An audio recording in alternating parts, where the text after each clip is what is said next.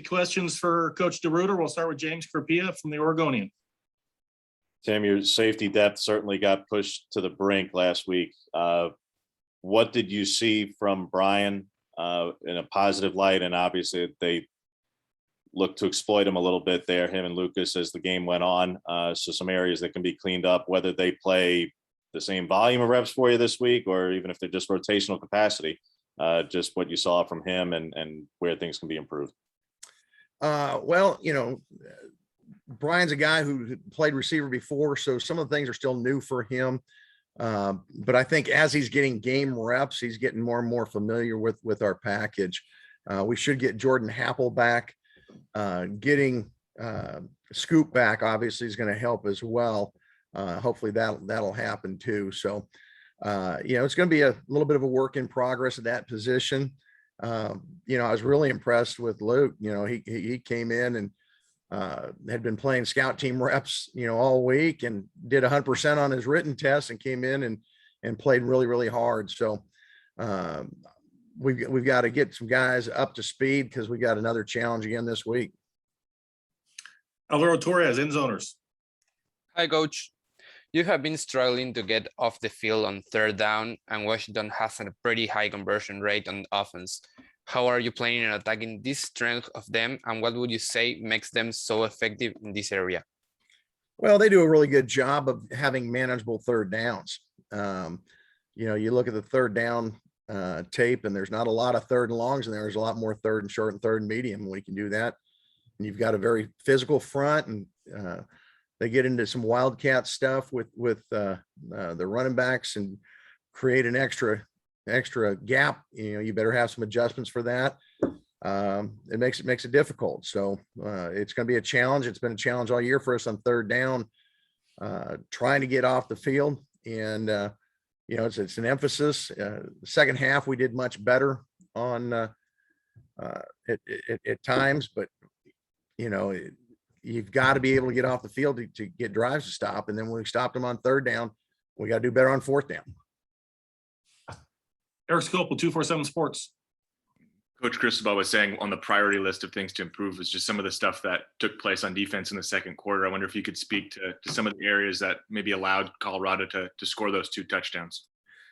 Well, the one drive, we get them in a second long, and we give up a tunnel screen for an explosive play that, we've got guys right there at the point, and we don't get them down. We've got to understand how to retrace on those plays, because Washington's, going to run a bunch of screens as well in those situations.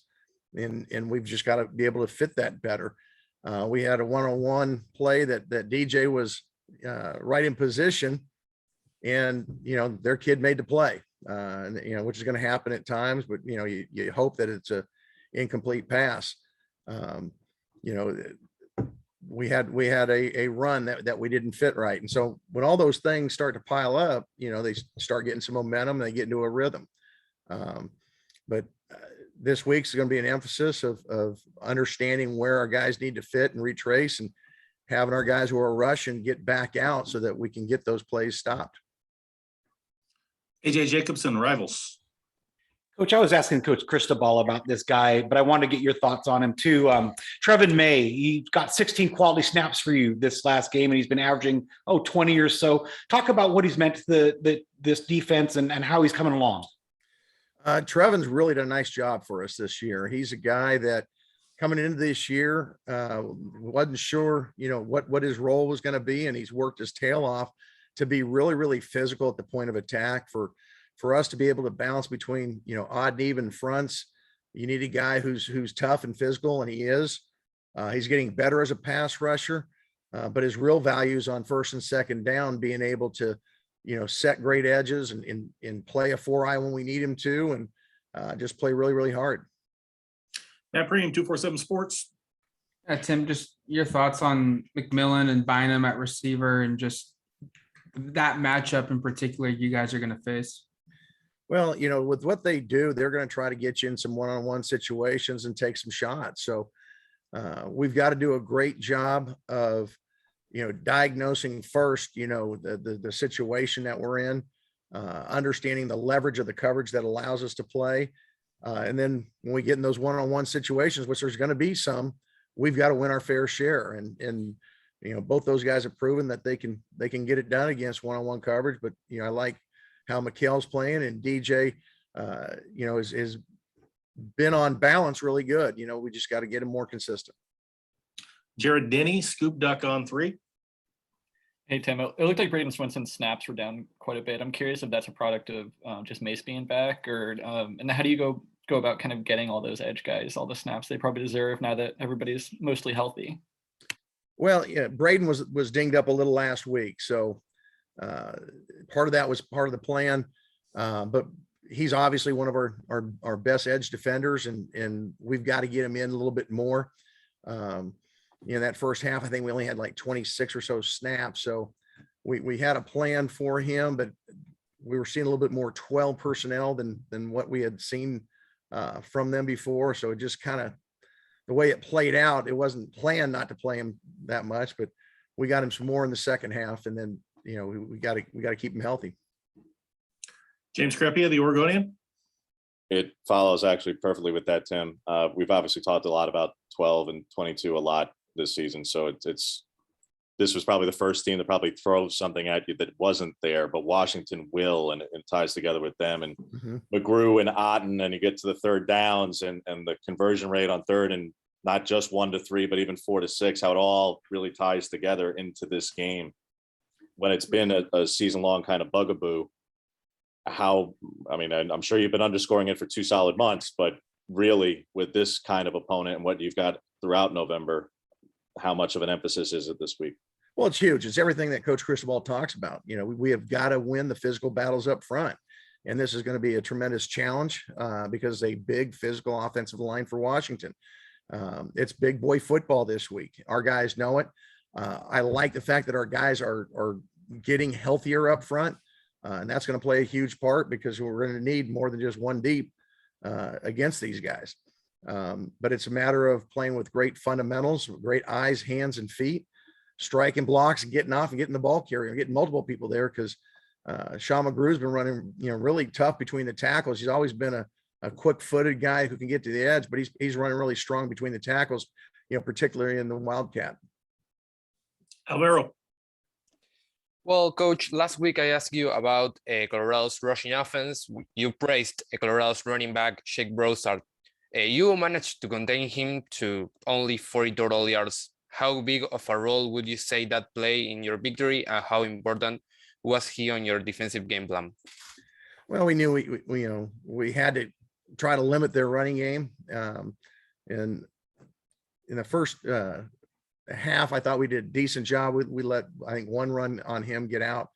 But we just got to be more consistent. We didn't fit a couple runs the way we wanted to. They came out with a couple formations that we hadn't practiced, and they hadn't shown. We've got to do a better job of seeing that and adjusting to that quicker. We did it at halftime. But yeah, obviously when you stop a team like Colorado from running the ball the way they want to, it gives you a chance. Eric.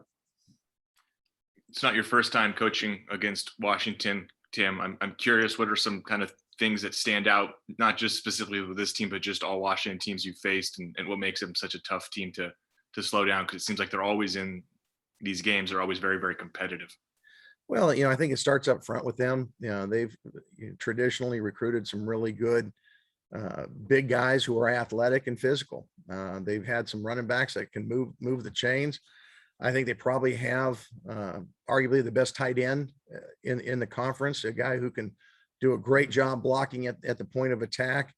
But he can also stretch the field. He can run and catch the ball. He's a heck of a target and a comfort zone guy for the quarterback. So when you have those kind of pieces, and then, scheme wise, they're going to give you different shifts, motion, trade, try to get you communicating pre-snap, and hopefully you bust a gap, and they got guys that can exploit that. So every year it's been a little bit different, but that's kind of the formula for them. And then if you load it up too much, they've got some guys that can run on the outside, and they're going to take shots with them. So, traditional NFL offense, it's going to make you account for a number of different things.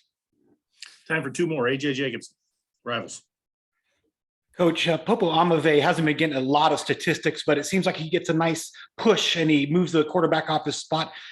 Talk about what your evaluation of what you're getting out of Popo. Yeah, Popo, particularly the last couple of weeks, I thought has been a lot more active. You're right. Unfortunately, he's not getting a lot of things that show up on the statistics, but he's played very, very clean, and he's been very, very physical in knocking guys back. And we need that from him. He and Brandon Dorless both the past couple of weeks have played well, and down the stretch, particularly against these teams that want to run the ball the way they do, we need him and Brandon to both play well. Last question, James. Statistically, it looks like a missed opportunity, Tim, by way of pass rush against Colorado because of what they had been allowing. But I realize with 12 and 22, it kind of nulligates that a little bit. How do you look at that and evaluate that, not just last week, but in general, in terms of going forward for, because it's not just about KT, but when they're 0-5 on 3rd and 9+, does that kind of just satisfy you in terms of you're affecting the quarterback and making him run a whole lot and throw the ball away compared to just getting a whole bunch of sacks? Well, I mean, sacks are nice, particularly for someone like, KT, who's going to be on national lists, and deservedly so. But if you're making them throw the ball away on 3rd down because of the pressure, you're effectively getting what you want. So, there's the pride factor of it. And, as a coach, I want to get him all the accolades that he deserves. But at the end of the day, if they're punting, we're doing our job. Thanks, Coach. Appreciate your time. Thanks, guys.